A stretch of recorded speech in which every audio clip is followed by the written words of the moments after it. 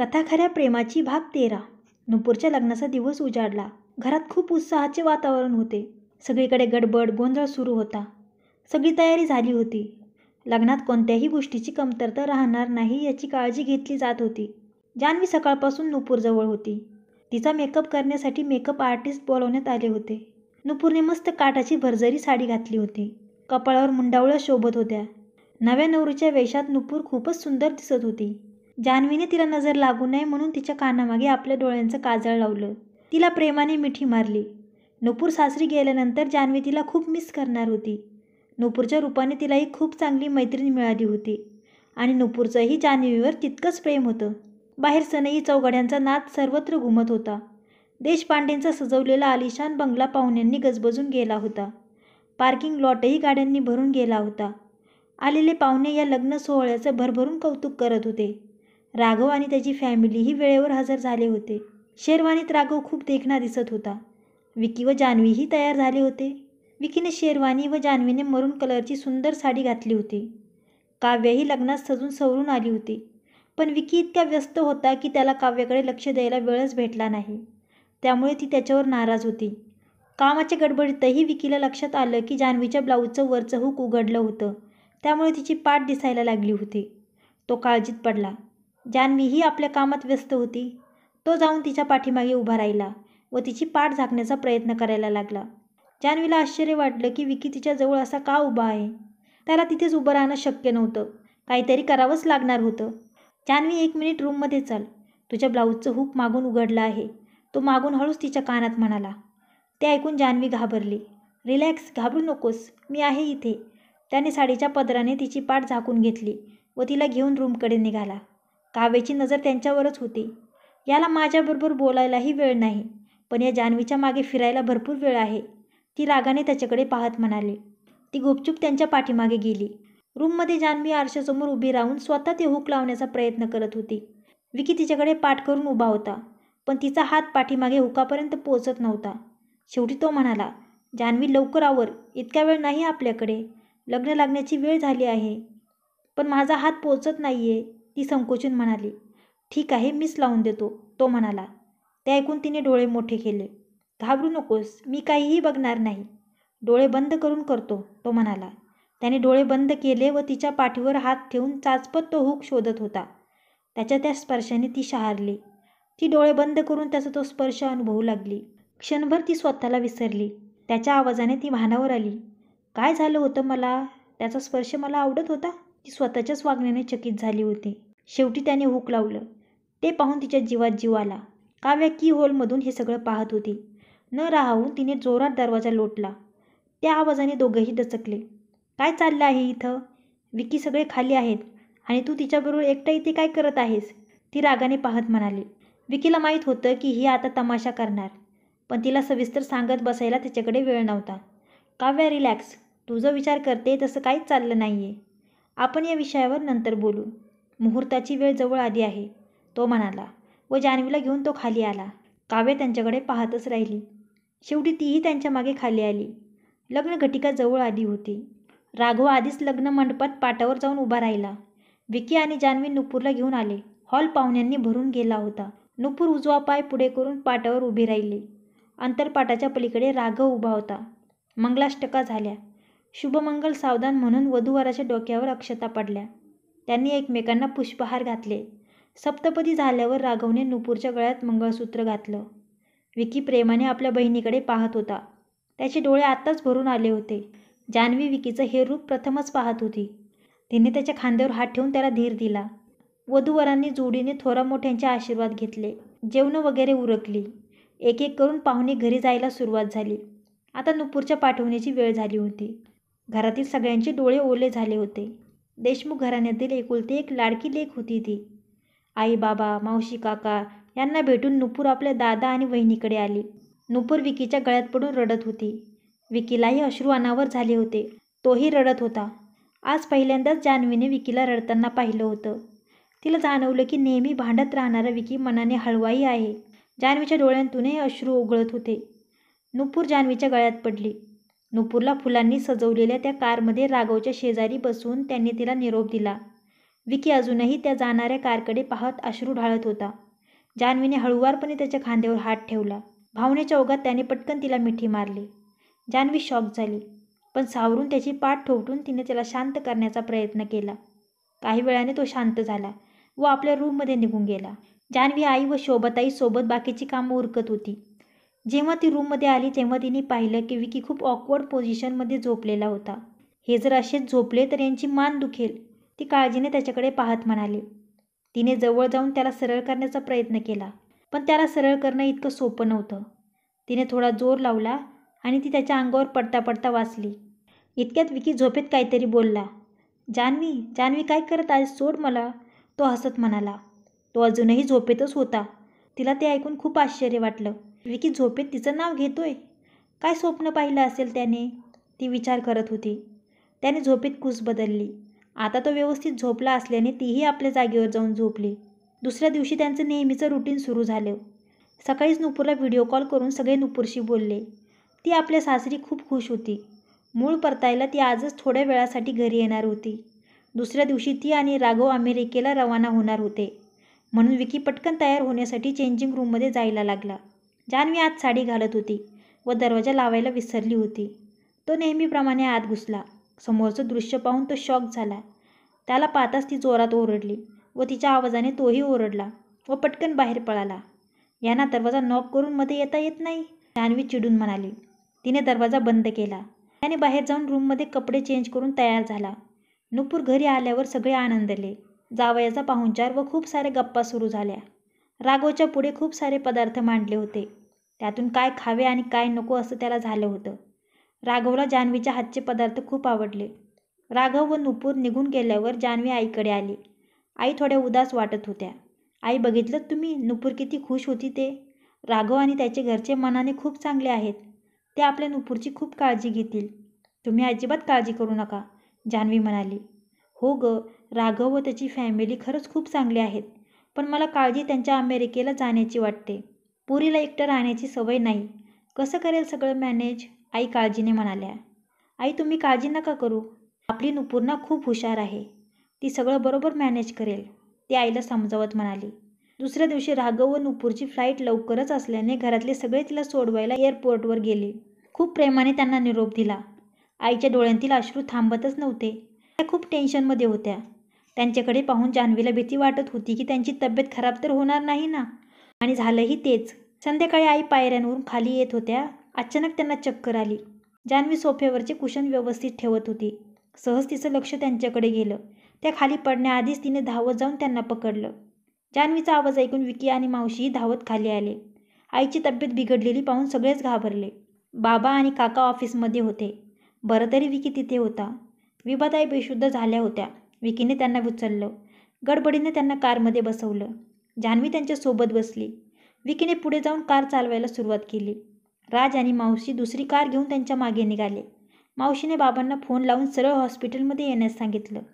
थोड्याच वेळात ते हॉस्पिटलमध्ये पोहोचले. विभाताईंना ॲडमिट करण्यात आलं होतं. डॉक्टर त्यांना चेक करत होते.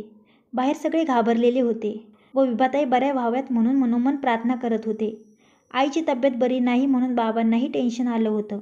विकीने आणि काकांनी त्यांना खाली बसवलं, पाणी पाजलं, त्यांना धीर दिला. इतक्यात काव्याचा फोन आला. विकीला फोन घेण्याची इच्छा नव्हती, पण त्याने फोन उचलला. विकी, तू आज मला भेटायला येणार होतास ना? तुला ना त्या जान्हवीच्या मागे मागे फिरण्यापासून फुरसतच भेटत नाही. लग्नातही तू तेच केलंस. माझ्याशी बोलायला तुझ्याकडे वेळच नाही. त्याचं बोलणंही ऐकून न घेता तिच्या तोंडाचा पट्टा चालूच होता. तो तिचं बोलणं ऐकून चिडला, पण त्याने स्वतःवर कंट्रोल केलं. काव्या, आईची तब्येत बिघडली आहे. ती हॉस्पिटलमध्ये ॲडमिट आहे, तो रडवेल्या आवाजात म्हणाला. काय, आई हॉस्पिटलमध्ये आहेत? काय झालं? ती म्हणाली. आई अचानक बेशुद्ध झाली होती. डॉक्टर तपासणी करत आहेत. तू आता इकडे येतेस का? मला तुझी खूप गरज आहे, तो इमोशनल होत म्हणाला. Vicky, I am really sorry baby, पण खूप रात्र झाली आहे. मी लगेच नाही येऊ शकणार. तू काळजी करू नकोस. डॉक्टर आहेत ना तिथे. आईला लवकर बरं वाटेल. मी सकाळी येऊन तुला भेटते. ओके बेबी, बाय, म्हणत तिने फोन कट केला. ते ऐकून विकी शॉक झाला. दुसरीकडे जान्हवी डोळे बंद करून प्रार्थना करत होती. तिच्या डोळ्यातून अश्रू ओघळत होते. मावशी तिच्या जवळ आल्या. ती मावशीच्या गळ्यात पडून रडायला लागली. मावशी तिला समजून सांगत होत्या. विकीने तिच्याकडे पाहिलं. तिला खरोखर आईची काळजी होती. आईवर तिचं प्रेम खरं होतं.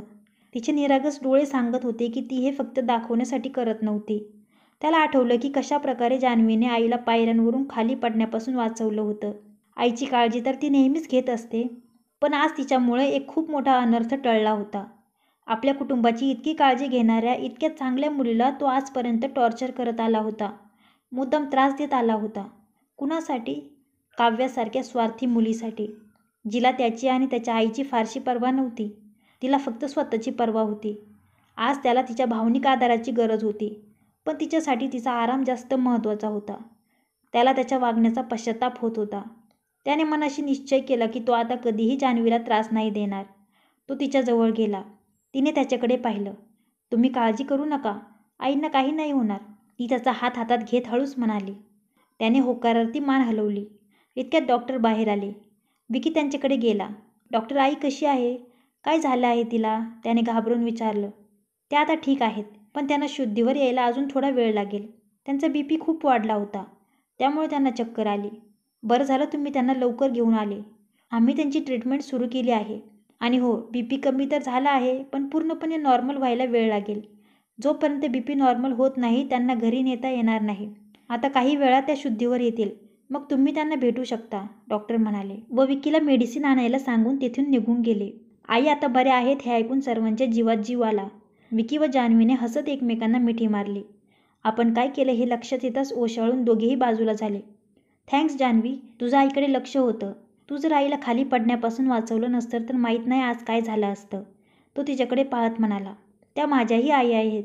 जितकं प्रेम त्यांनी मला दिलं आहे त्यासमोर हे तर काहीच नाही. आणि मी म्हणाले होते ना की आईंना काही नाही होणार. आता आपण दोघेही मिळून आईंची अजून जास्त काळजी घेऊ, ती त्याला धीर देत म्हणाली. दादा, मी ते मेडिसिन घेऊन येतो, तू इथेच थांब, म्हणत राजने त्याच्या हातातून कागद घेतला व तो मेडिसिन आणायला गेला. काही वेळाने आई शुद्धीवर आल्या. सगळ्यात आधी बाबा आईला भेटून आले. त्यांना सुखरूप पाहून बाबांनाही बरं वाटलं. त्यांचं टेन्शन कमी झालं. नंतर विकी व जान्हवी आत गेले. आई बेडवर झोपून त्यांच्याकडे हसून पाहत होत्या. आता कसं वाटतंय आई? चक्कर तर येत नाही ना? तो आईचा हात हातात घेत म्हणाला. विकी बेटा, मी बरी आहे, काळजी करू नकोस. आणि बघ, जान्हवीने कसा पुन्हा एकदा माझा जीव वाचवला. आज ती नसती तर माहीत नाही काय झालं असतं. थँक्स बेटा, तू दुसऱ्यांदा मला पडण्यापासून वाचवलं आहेस, त्या जान्हवीकडे पाहत म्हणाल्या. आई, मी तुम्हाला कसं काय काही होऊ देईल? आई गेल्यानंतर मी तिच्या प्रेमाला तरसत होते. इथे आल्यापासून तुम्ही मला आईचं प्रेम दिलंत, माझी काळजी घेतलीत.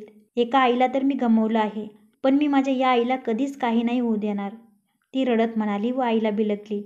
तिचं बोलणं ऐकून विभाताई इमोशनल झाल्या. आणि आई, तू नुपूरची अजिबात काळजी करू नकोस. तुला माहीत आहे की राघवचे नुपूरवर किती प्रेम आहे. तो तिच्यासोबत असताना कसली काळजी. ते जेव्हा अमेरिकेला पोहोचतील तेव्हा तू तिच्याशी हवं तितकं बोल, तो प्रेमाने आईच्या केसांवरून हात फिरवत म्हणाला. विभाताईंनी होकार दिला. मावशी व काकांनाही आईला भेटायचे असल्याने ते बाहेर गेले. बरीच रात्र झाली होती. जान्हवी आणि विकीने सगळ्यांना घरी आराम करायला पाठवलं व स्वतः तिथे थांबले.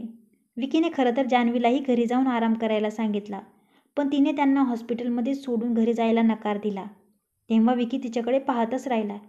एक ही मुलगी आहे जिला मी इतका त्रास दिला तरीही ती माझा आणि आईचा विचार करते. आणि दुसरी ती काव्य आहे, जिच्यावर मी इतकं प्रेम केलं, पण ती आज मला संकटाच्या वेळी एकटं सोडून निवांत झोपली आहे. तो विचार करत होता. सत्य उशिरा का होईना पण त्याच्या समोर आलं होतं. त्याला आता स्वतःचाच राग येत होता. आईला निवांत झोप लागल्यावर ते बाहेर बाकड्यावर येऊन बसले. बराच वेळ दोघेही शांत बसले. दोघांनाही काय बोलावं ते सुचत नव्हतं. शेवटी विकीने शांतता तोडली. Janhavi, I am sorry, I am really sorry, I mean it. Janhavi shock होऊन त्याच्याकडे पाहायला लागली. मी आतापर्यंत तुझ्याशी जसा वागलो ते खूप चुकीचं होतं.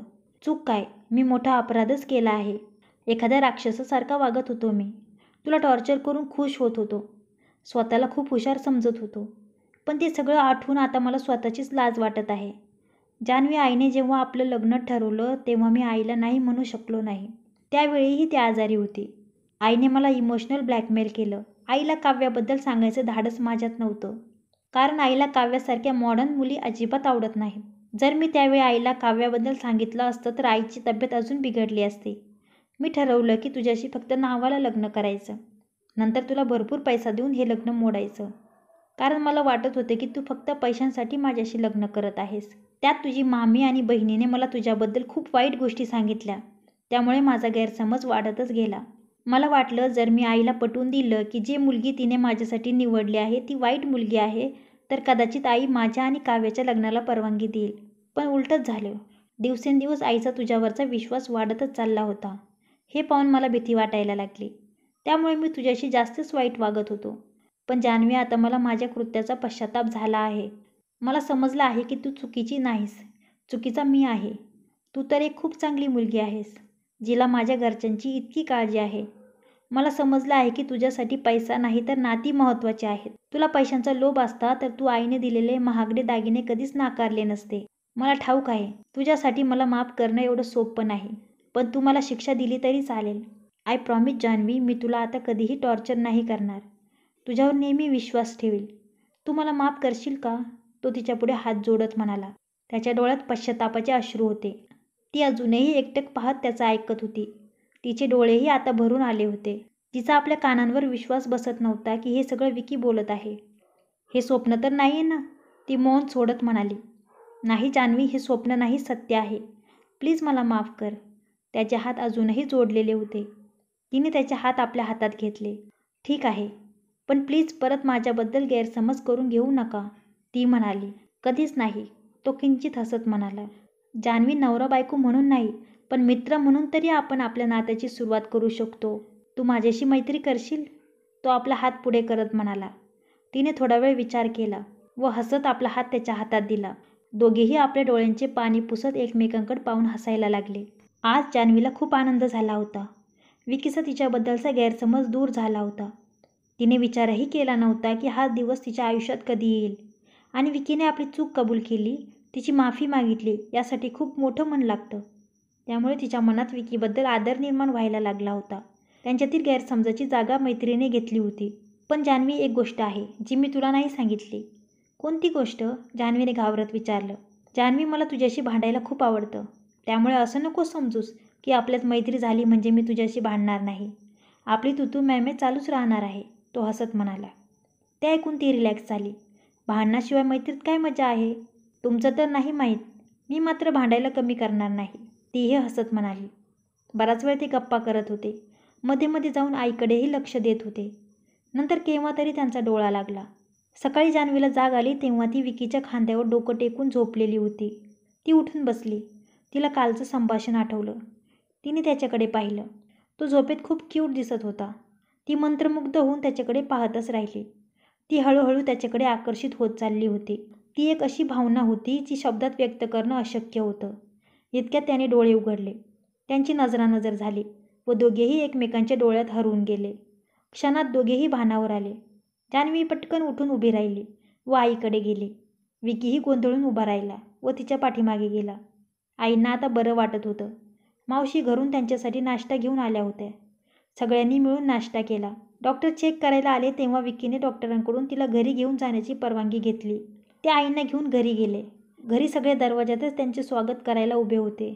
सगळ्यांनी आईचे स्वागत केले व त्यांना त्यांच्या रूममध्ये नेऊन आराम करायला लावला.